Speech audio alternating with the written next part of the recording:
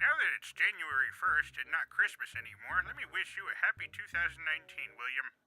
Ordinarily, I would say thank you to something like that, but considering I know you too well, I have to ask, what'd you do? Oh, come on, why do you always gotta assume the worst in me?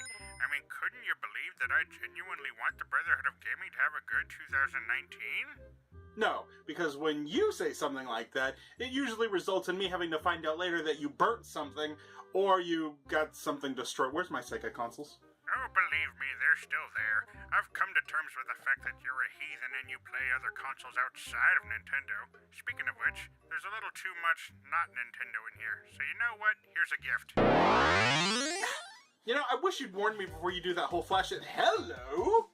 Yeah, now you guys can play good games for once. The freaking it's a Nintendo. Where did you get it? I was able to dip into my residual money from those Smash Brothers games and I was able to get a Switch with it. It was a real steal. Where the f*** is my Switch? It's a good thing I got it when I did. Place was a real dump. Well, that's all I needed here. Yeah, speaking of my residuals, I was able to get a free copy of Super Smash Brothers from Nintendo. The first game you should totally... Oh, god damn it. Now my head is cold.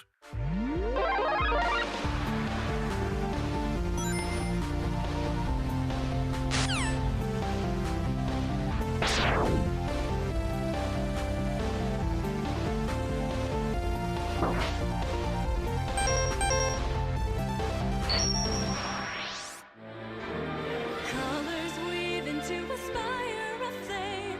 Distant sparks call to a past still unnamed. Bear this torch against the cold of the night. Search your soul and reawaken the undying light.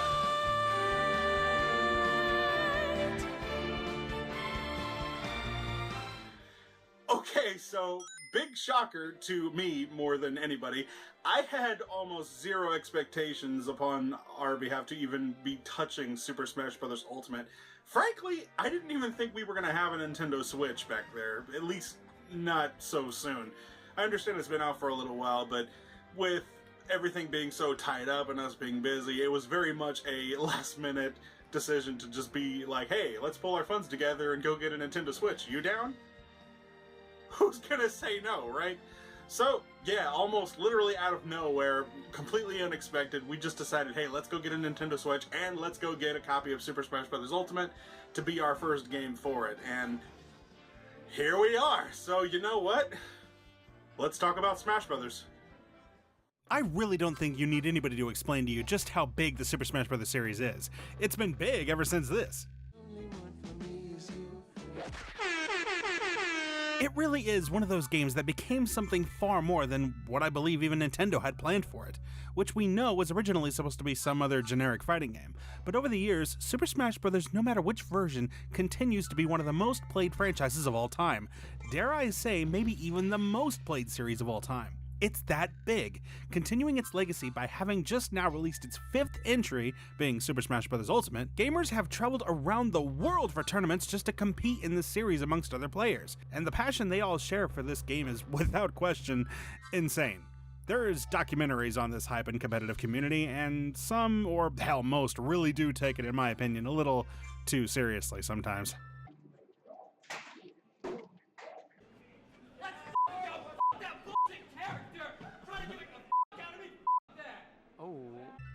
But hey, before we dive in and give our opinion on the newest entry, let's first examine how we got here, for those in the audience not as familiar with the Smash Bros. Legacy.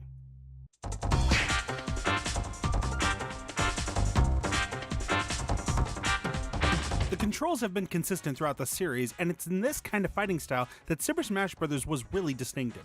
Most fighting games tend to follow Street Fighter as the traditional formula, but Smash introduced a whole different concept. You amongst 1 or 3 other characters are placed in an open arena, themed from one of the characters' respective games, and instead of health meters, you have percentage counters to indicate damage intake. The closer to 0% you are, the harder you are to defeat, but the more damage you take, the higher the percentage is going to climb, and with one good attack from you or an enemy, that person will be launched directly out of view, in which they'll either fall to their demise, or like a home run, just be too far gone to come back. However, it is possible to save yourself under circumstances. Moving and jumping around is easy enough, but you only have 2 attack buttons, A and B. The A button would be considered normal attacks, while the B button is for character special moves, catered to each of them. However, even with just 2 buttons, your character has more abilities than you may be aware of. While you can't do combos like in other fighting games, by simply pressing a direction and one of the attacks at the same time will wield different moves for whoever you're playing as. Using Link as the prime example here, B by itself shoots an arrow, B and down pulls out a bomb I can throw, forward B throws a boomerang, and up B does a spin attack. The directional attack with the A button will also have different attacks that are much stronger and will likely be the moves you do the most when trying to knock your opponents around. But it's not all about attacking. Sometimes, and by that I mean half the time, you will be on the defensive trying to learn how to guard and dodge, which is a big key to survival. The shoulder buttons bring up a shield that over time will start to diminish, especially as it's attacked. And believe me, you don't want to let this thing run out on you because it's not a good time being left wide open. If there are any Dark Souls players out there, prepare to bring your dodge rolling skills because the best way to avoid your enemies is distance. And by that I mean get to rolling. Rollin', rollin', rollin', rollin', rollin', rollin', rollin', rollin', rollin', rollin', rollin', rollin',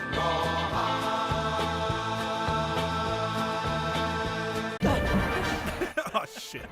That's not how I planned it.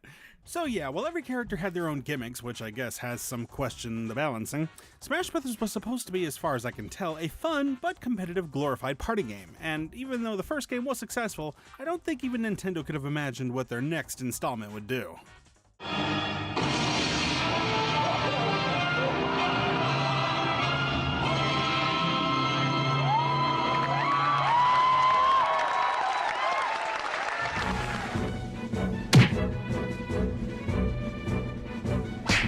Oh yes, here we are, the big one. Even now, I think Super Smash Bros. Melee in general feels like the most different out of all of the Smash games. It's kinda hard to put my finger on what it is exactly, but this one really feels like a perfect blend of science and well-executed mechanics went into this one. No character feels completely unbalanced here. All of the unlockable characters were more or less altered clones of characters you already had, with minor tweaks to their power. You really would have to play it to see what I mean. This game really does feel like it was made for the competitive players, and oh boy is it. While I used to play this one for funsies with friends back in the day, it's one of those games that I know that I can never return to. Gee, I thought I was hot in this game, and the first time my innocent, naive self ever signed up for a local tournament, way back when, quickly showed me that there was a world I didn't know. The less I say about that day, the better, but let's just say I learned the meaning of the word humbled. If you've never played this one, trust me, don't even look at it. You don't need this kind of stress in your life. However, I don't think anybody will disagree that it is, without a doubt, Super Smash Bros. Melee that put the Smash series on the map.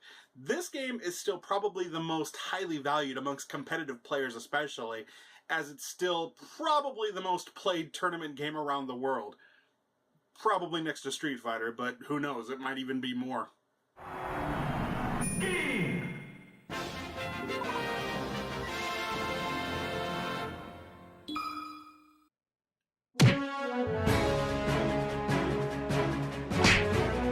Super Smash Bros. Brawl for the Wii came out, and well, I remember liking it. Solid Snake being in the damn game was a major point of surprise for me, especially because, well, I love Metal Gear Solid.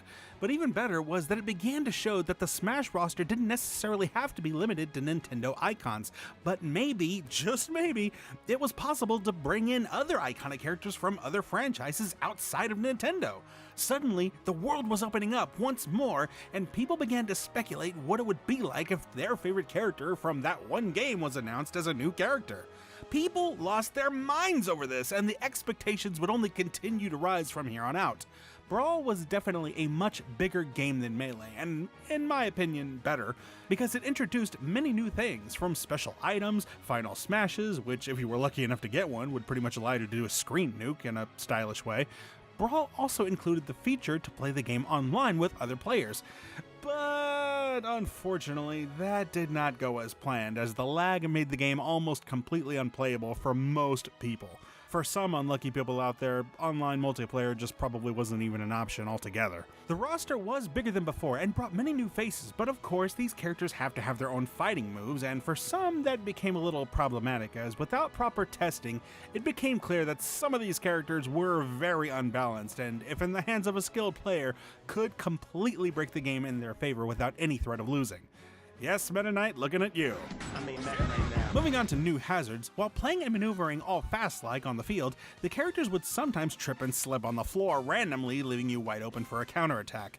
This, amongst a lot of other features, caused controversy concerning the game's mechanics, so much so that fans created a modified version of Brawl and called it Project M, which made it more like Melee in terms of balancing and less bullcrap. The greatest feature of all that Brawl included, though, was an adventure called Subspace Emissary, which was a complete narrative-driven story mode with cinematic cutscenes that, when played, would unlock all of the characters. Oh, yeah, another problem this game had with people was that Brawl was, once again like Melee and the original, all the cool characters people wanted to play as were hidden away to be unlocked. Outside of day one tournaments, I don't know why this would be such a big deal, but apparently it was. So, at the end of the day, Brawl introduced a ton of great features that would become a staple for the series, but with those forward-thinking steps, there were a lot of steps being taken backwards.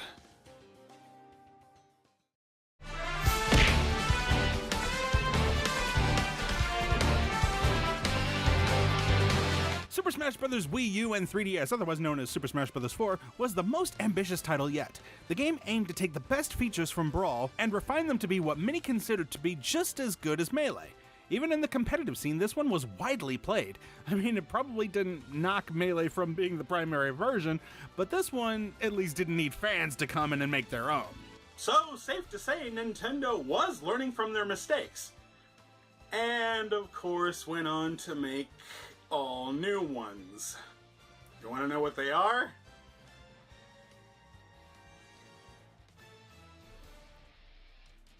That's right, this game brought out the introduction of Nintendo's answer to Skylander's success, the amiibo. Even before the game came out, I knew these things were going to be a big problem. Not necessarily for what they do, honestly what they do is quite minimal, but because I knew there was not going to be enough.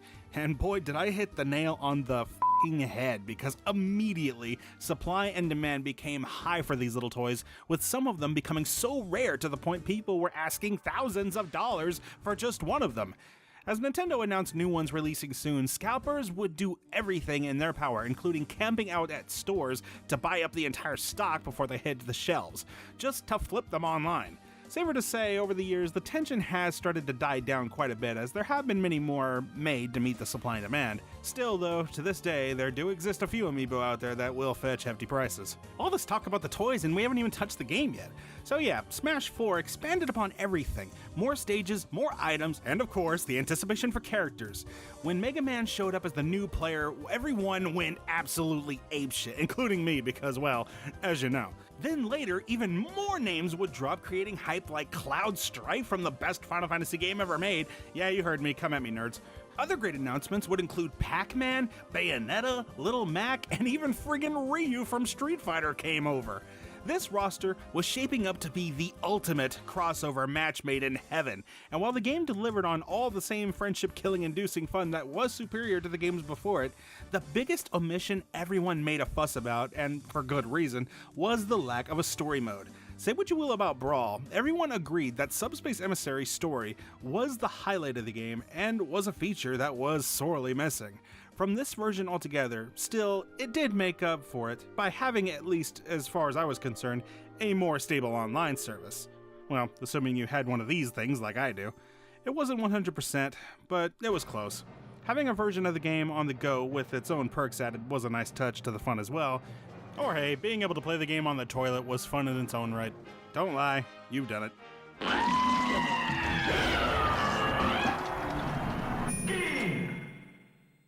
So now, here we are with Super Smash Bros. Ultimate. And what do I have to say about it? It sucks.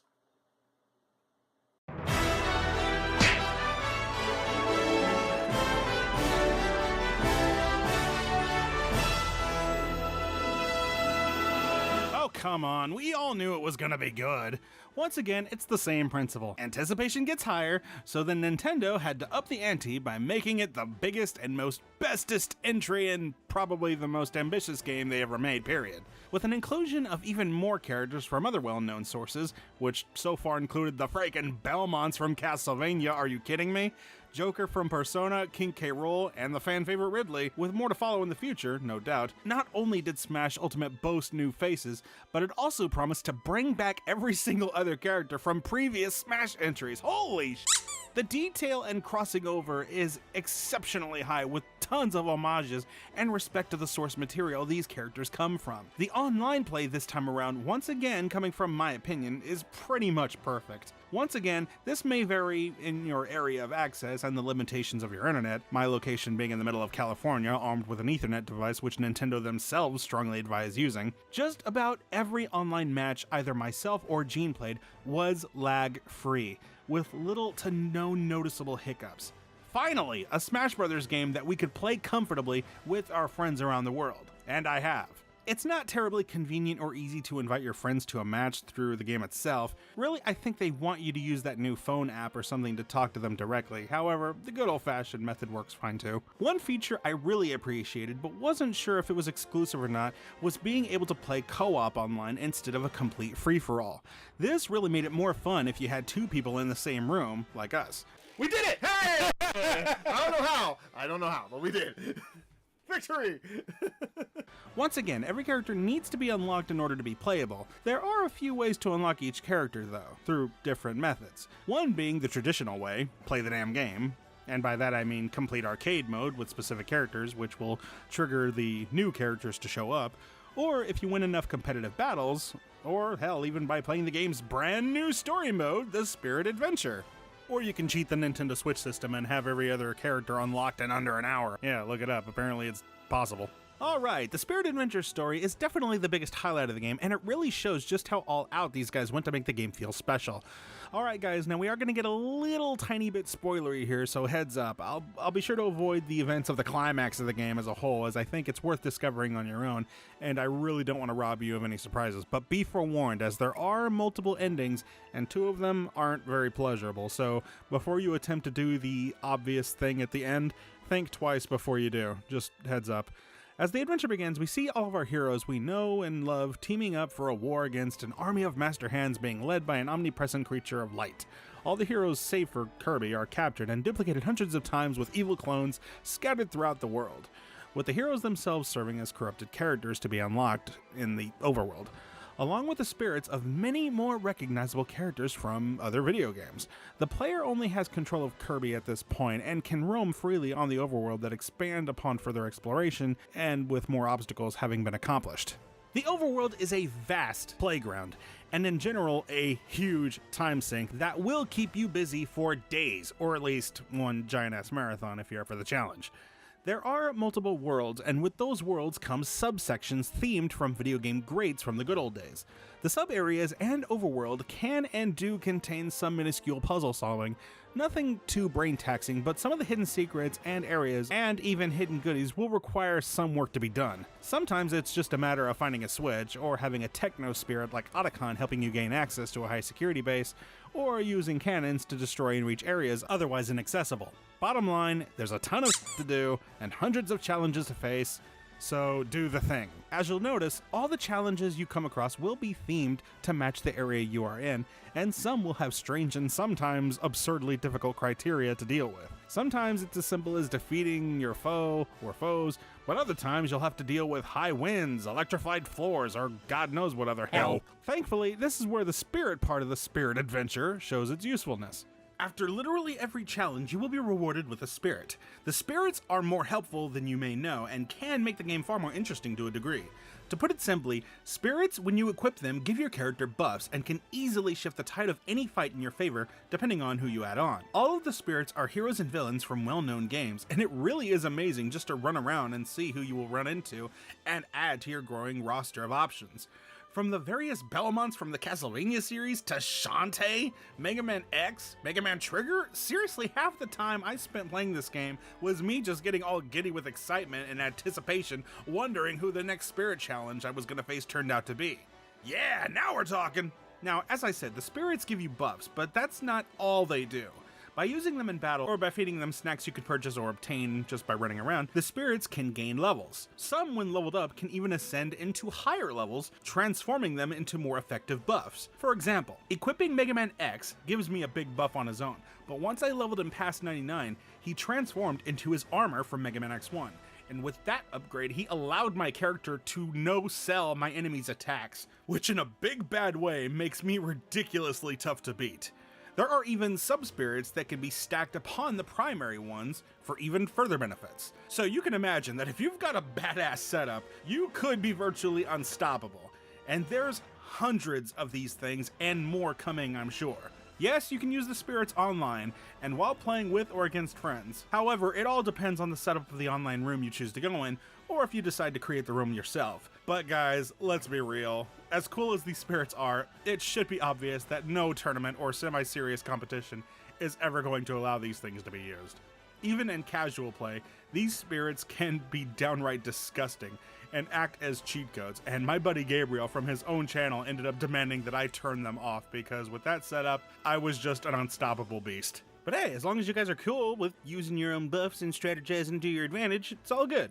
Speaking of online, Nintendo highly suggested getting an Ethernet adapter like the ones for the Wii U in order to have a smoother online experience. Fortunately, I already had one, and the Wii U GameCube controller adapter from the Wii U, and some old GameCube remotes collecting dust. And thankfully, all of them work.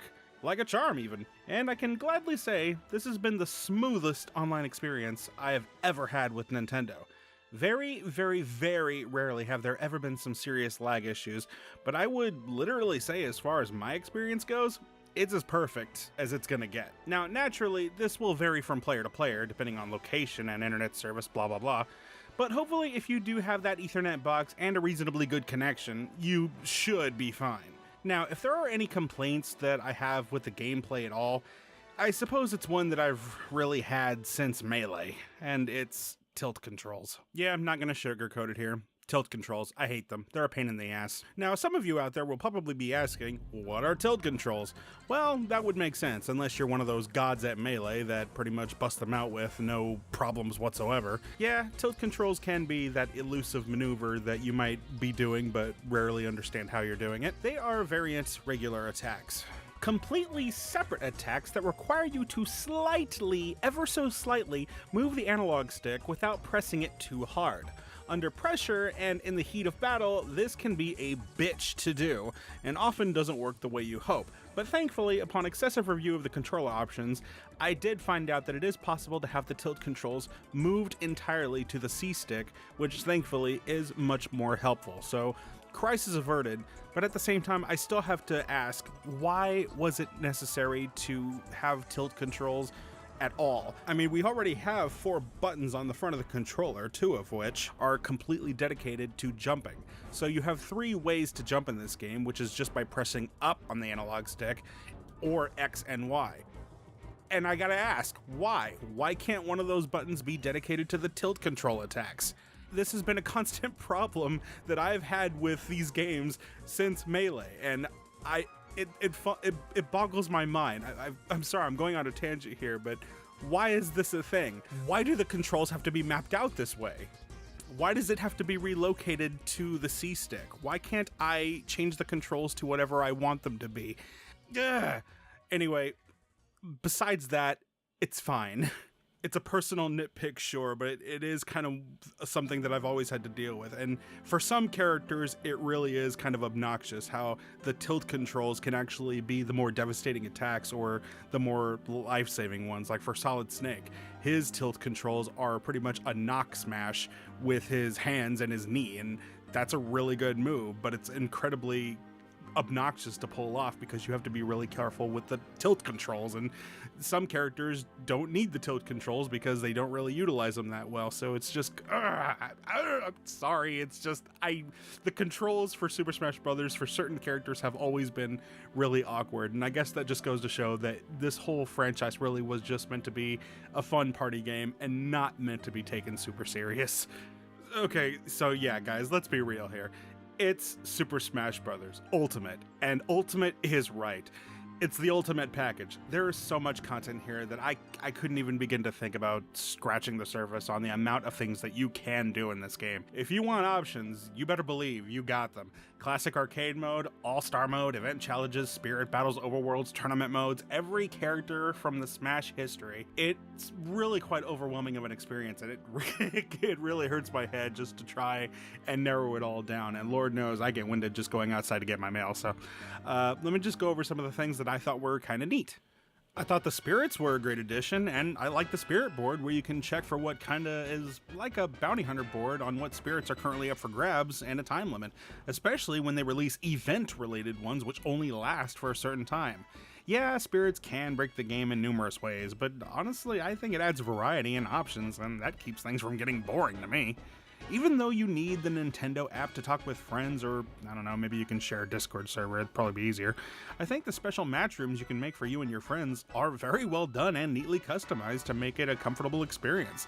I'm not an online gamer, but this was actually fun for me. And the Spirit Adventure Overworld? I loved the Overworld subsections, especially the Castlevania world. This was really cool. The fact that most of these characters have their own unique final bosses, from Link and friends facing Ganondorf from Ocarina of Time, the Belmonts facing Count Dracula straight from the Castlevania games with all of the original Castlevania attacks, Symphony of the Night, Alucard showing up with the Kissagrim broken weapon from Symphony of the Night that everybody loves to get, having a character roster that features video games' greatest characters from Mario, Link, Cloud, Sonic, Solid Snake, Ryu, Richter Belma, and so many others is nothing short of a god-sending miracle, and with more coming in the future. We've had radical crossover fighter games in the past that were great in their own right, like Marvel vs. Capcom, but never could we have imagined how expanded a character roster could really be.